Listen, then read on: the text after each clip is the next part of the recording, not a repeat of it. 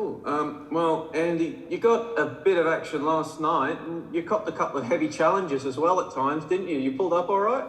Yeah, a little bit sore here and there, a couple of bumps and bruises, but yeah, nothing too serious. I knew once it got to the late stages of that game, and they were chasing it, it was going to turn into a bit of a dogfight. So, just tried my best to ride as many challenges as I could. A 1-0 win over an NPL side, advancing through, but you and the boys, maybe some of the talent you guys had, a bit disappointed that you didn't put them to bed far earlier? Yeah, I mean, we had chances to definitely finish them off earlier. But, I mean, 3 points is 3 points and we go through. So, it is what it is. We've, last week it was disappointing against Adelaide that we threw it away, and I guess yesterday was part of the learning curve to learn to see out games. So it was good for our young boys to experience that.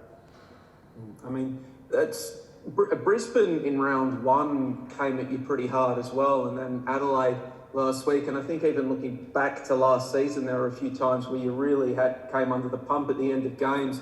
Is that something that's been discussed at the club? Why there are these sort of like late sieges that you have to fend off?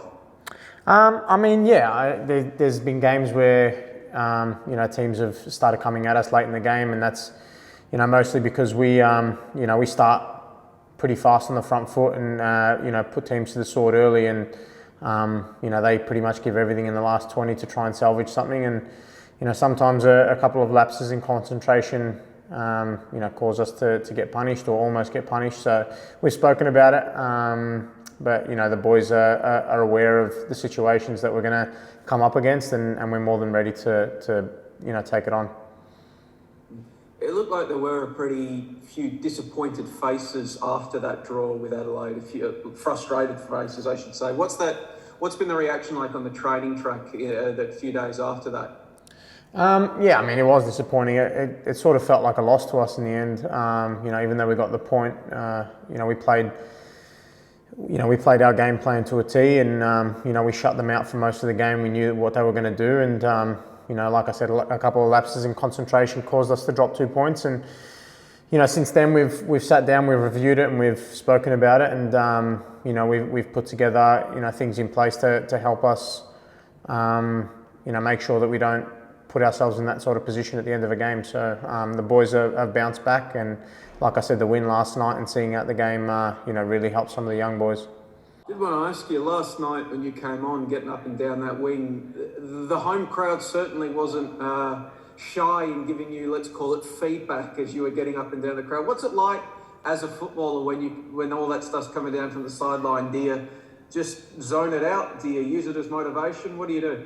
Yeah, I mean, it depends how I'm feeling in the game, to be honest. I've learned to deal with it over the years. But, in all honesty, and I said to Zappers after the Adelaide game, I was copping it from the Adelaide fans too. And to be honest with you, when I'm on and I'm feeling it, I love when the crowd gives it to me, to be honest with you. I just feed off it and it G's me up even more. So, I welcome it. Is that something particular to wingers and wingbacks, given all the time you spend over near the touchline? Yeah, I mean, I've copped a few words in my time, but like I said, I love it. I feed off it. It gives me, a bit of extra drive as well. So they can keep giving it to me. I'm all for it. Well, coming into this weekend, you've got Western United on Saturday night. What narratively is a big game, a local rivalry, even though your fans like to call it not a derby, they make it that very clear. But what are you expecting from Western United on the weekend? In all honesty, we've played them 3 times now in pre-season. They're the only team that we've been able to play. So, I'm not sure. I'm not sure whether they'll keep it the same or they'll try and change things. They're obviously, they're dangerous when you allow them to be, and we'll see what our game plan is. I might play centre back this week just to surprise them. That would be very interesting. But I mean, remember, I came down and watched one of those games down at Casey, and that lineup that they ran out in that game, with the exception, I think, of Prijovic in for Dylan Wenzel-Halls last week, it's the exact same 11 that they've run in the first 2 weeks of the season. For you as a player, what does that sense of familiarity do to you? I mean, obviously you know what to expect from them, but at the same time, they probably know what to expect from you.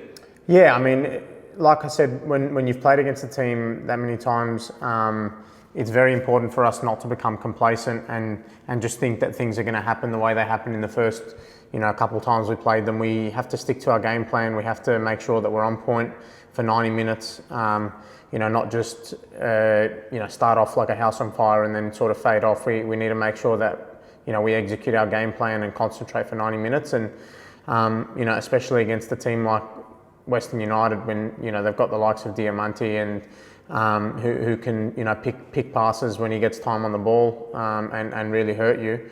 It's up to us to shut that down and make sure that we execute our game plan for the full 90. You obviously played against the Rudan-led Western last season compared to the Aloisi-led Western this campaign, and obviously a few changes on most of it relevant to you. The switch from a back five to a back four. What's been your reflections on the differences between last season's Western and this season's Western? Well, obviously they've brought in a lot of recruits. They've brought in some big players. Obviously their centre backs, 6'6" or something. So we know what they're looking for. We know they're going to be dangerous on set pieces. They're going to be aiming for him. And changing to a back four, they've got Benny Garucho on the at left back now, and he was here last year. So it's going to be a good battle. He's a very good player, and I just can't wait. I can't wait for this game. I can't wait to play in front of our home fans again, and we'll see how we go. I think this is also, we're beginning to hit these past few days down here in Melbourne, the first proper 30 plus days where you've got to train and do all of that sort of stuff. Mm-hmm. Do you have to switch anything up as a player when these sort of days start hitting? No, we just have to ramp up, recovery, stay as hydrated as possible. Obviously it's going to take a lot out of us, the heat, but playing in Australia, the majority of my career I've come to learn how to deal with it. It's just being extra vigilant, extra professional off the pitch to make sure that we're ready and recovered for the next day.